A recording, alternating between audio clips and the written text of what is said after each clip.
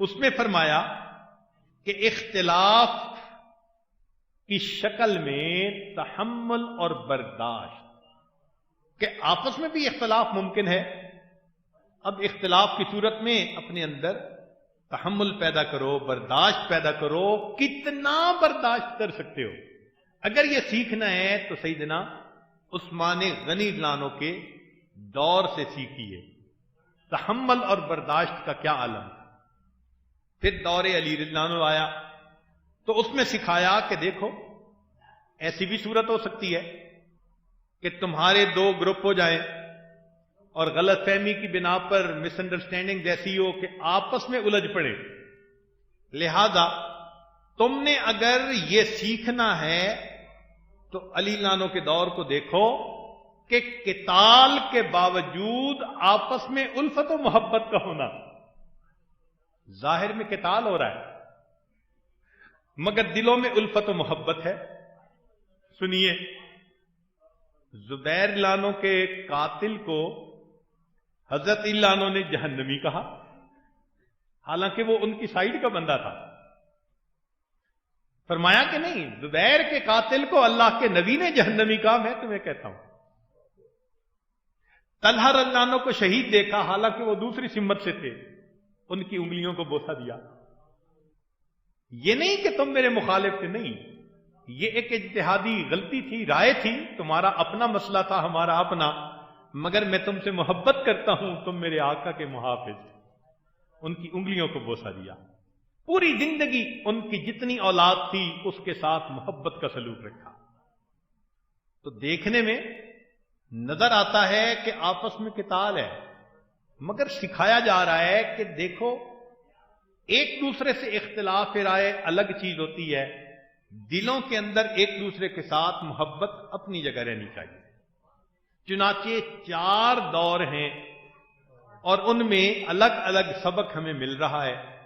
اسی پر امام محمد رحمت اللہ علیہ فرماتے تھے مشاجرات صحابہ، یعنی صحابہ آپس میں ایک دوسرے کے ساتھ جو برسر پیکار ہوئے تو اس کے بارے میں فرماتے تھے کہ اللہ رب العزت نے صحابہ کے ذریعے سے یہ واقعات رونما کروا دیے، بعد میں آنے والوں کے لیے آسانی ہو گئی، اب میرے لیے زندگی گزارنا آسان ہو گیا.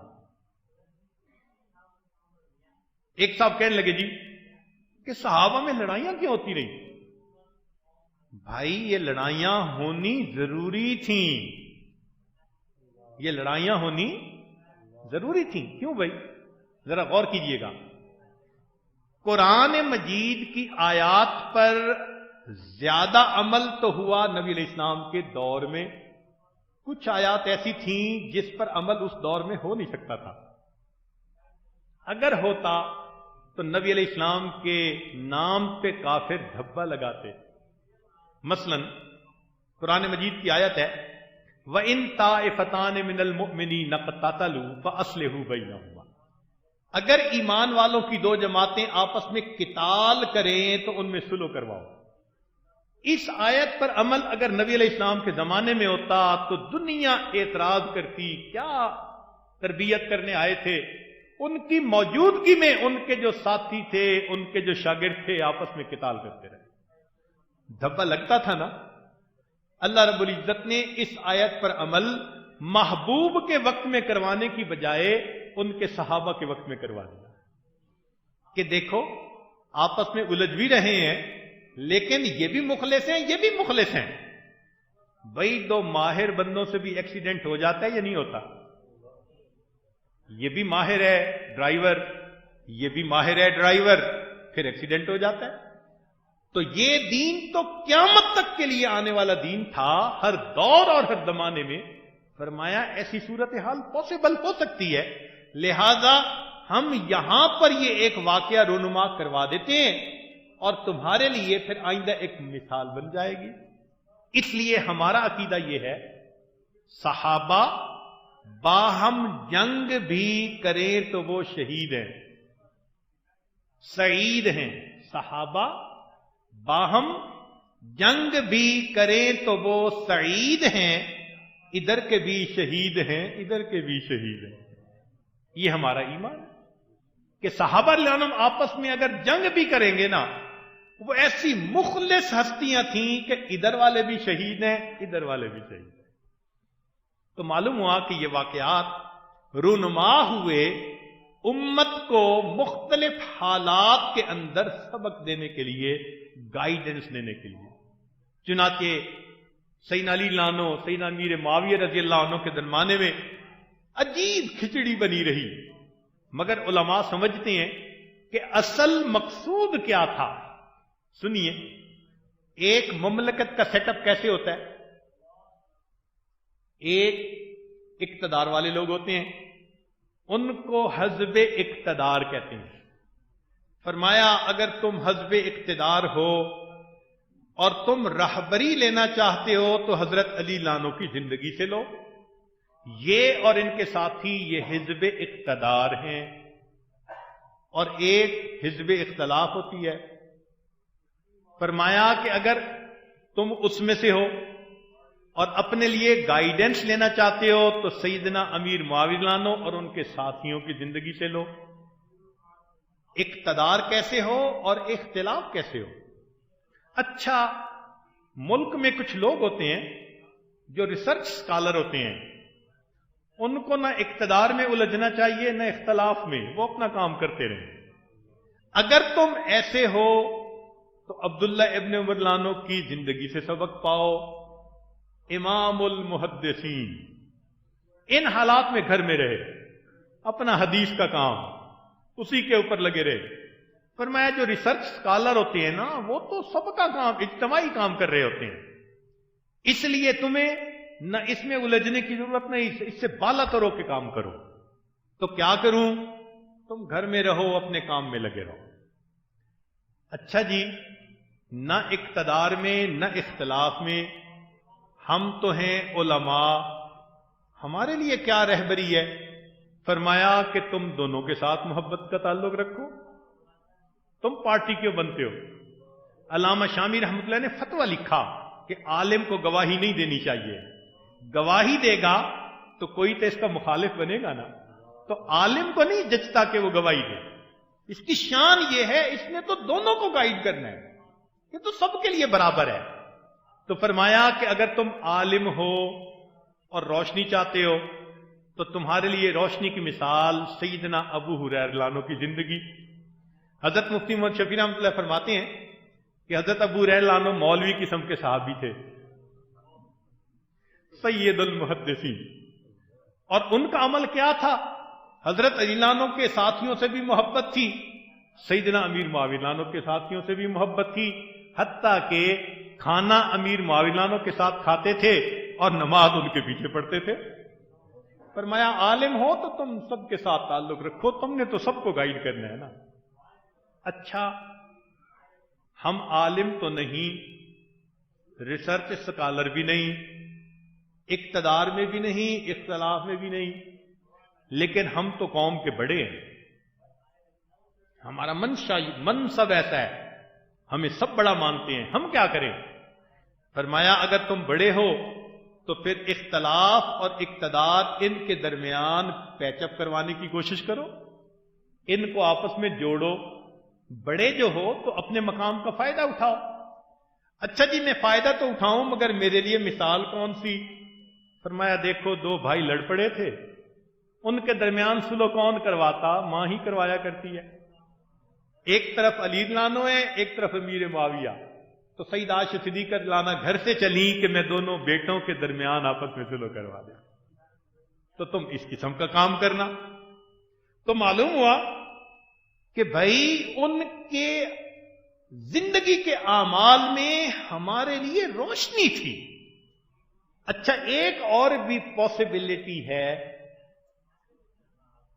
کہ یہ آپس میں ان شعبوں میں کام کر رہے ہیں، مگر کبھی کبھی دشمن بھی تو ملک پہ حملہ کر سکتا ہے، سٹریٹجک قسم کے معاملات بھی تو ہو سکتے ہیں۔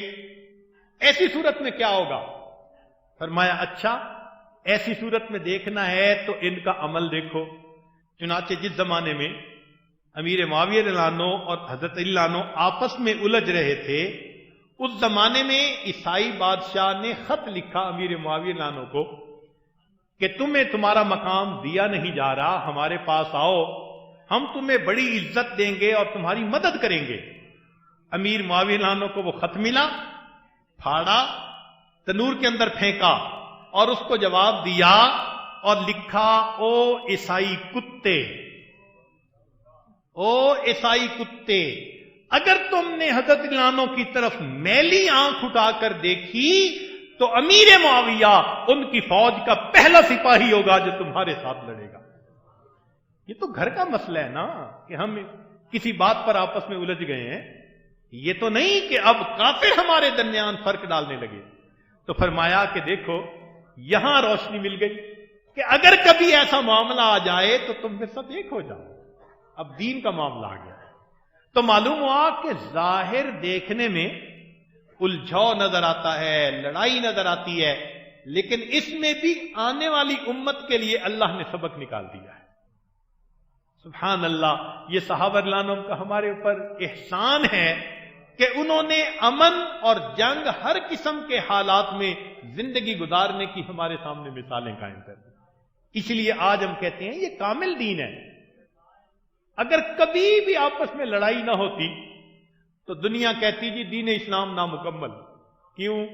और जी ये तो अमन का दीन है, लड़ाई के बारे में तो कोई इसमें तालीमात ही नहीं। अब देखो हर किस्म के हालात में रहनुमाई अल्लाह रब्बुल इज्जत ने फरमा दी। चुनाचे दीन की दावत का काम करने वाला सहाबा लानुम की जिंदगियों से रहनुमाई लेता है। उलमा के लिए एक नुक्ते की बात, एक है हुदूद शरीयत, एक है हुदूद शरीयत और एक है मिजाज शरीयत। हुदूद शरीयत का नाम फतवा और मिजाज शरीयत का नाम तकवा। हुदूद शरीयत का नाम फतवा और मिजाज शरीयत का नाम, फरमाया कि अगर तुम मिजाज शरीयत को सीखना चाहते हो तो तुम फारूकी और सिद्दीकी दौर की तरफ नजर उठाओ, तुम्हें मिजाज शरीयत का पता चल जाएगा। और अगर तुम हुदूद शरीयत देखना चाहते हो तो फरमाया कि उस्मानी और अलवी दौर को देखो, तुम्हें हुदूद शरीयत का पता चल जाएगा। हमारे लिए कितनी आसानियां हो गई कि शरीयत हमसे क्या चाहती है। इसलिए दीन की दावत का काम करना यह उलमा का मनसब है। नबी इस्लाम ने फरमाया कुल हाज़िही सबीली अदऊ इलल्लाह अला बसीरतिन अना व मन इत्तबानी। लिहाजा इस मनसब को पूरा करना हमारी जिंदगी में लाजमी होना चाहिए। उम्मत ने इस 1400 साल में इस काम को किया है। तरतीब मुख्तलिफ अदवार में मुख्तलिफ रही, मगर ये मनसब पूरा होता रहा, इसलिए उम्मत को हिदायत मिलती रही। इसमें 4 मराहिल हैं। हमने बाद उलमा को देखा, तालीम हासिल करने के बाद जब कहीं काम शुरू करते हैं फिर कुछ अपने हो जाते हैं, कुछ मुखालिफत शुरू होती है, कंफ्यूज हो जाते हैं जी अब क्या करें। दावत के रास्ते में 4 बुनियादी स्टेप्स हैं। हर दौर और हर जमाने में वही सामने आएंगे, उनको अच्छी तरह ज़हन में बिठा लें। पहला है वजूद दावत, कि इंसान दीन की दावत दे, काफिरों को इस्लाम कबूल करने की, मुसलमानों को अमल पे पुख्ता होने की, हर एक को दावत दे। जो करीब है वो अकरब बन जाए और करीब हो जाए। लिहाजा सब मोहताज हैं इसके। वज़क्किर फ़इन्न ज़िक्रा तनफ़उल मुमिनीन। तो फरमाया कि दावत दो, मगर कैसे दो? उदउ इला सबील रब्बिक बिल हिक्मा वल मौइज़तिल हसना। हिकमत से काम लो, डंडे नहीं मारने कि लठ लेके खड़े हो गए कि जी चलो, ऐसे नहीं करना। चुनाचे ہمارے حضرت خواجہ محمد المالک صدیقی رحمۃ اللہ کا واقعہ عجیب تھا، سن کے بندہ ویسے تو حیران ہوتا ہے۔ ایک نوجوان تھا، نواب کا بیٹا، نماز نہیں پڑھتا تھا، تو حضرت نے اسے کہا کہ بچے نماز پڑھا کرو۔ اس نے کہا جی نماز تو میں پڑھوں، مجھے وضو کرنا بڑا مشکل لگتا ہے۔ فرمایا اچھا بغیر وضو پڑھ لیا کرو۔ اب ہم جیسا کوئی بندہ یہ بات سنے تو کہے جی یہ کہاں سے شریعت آ گئی، مگر اس کو حکمت کہا جاتا ہے۔ اس نے وعدہ کر لیا کہ جی نماز کا وقت آئے گا میں مصلی پہ آ جاؤں گا۔ اللہ کی شان، پہلے دن مصلی پہ آیا، اپنے دل نے کہا کہ جب اتنا کر ہی لیا تو وضو کیوں نہ کروں۔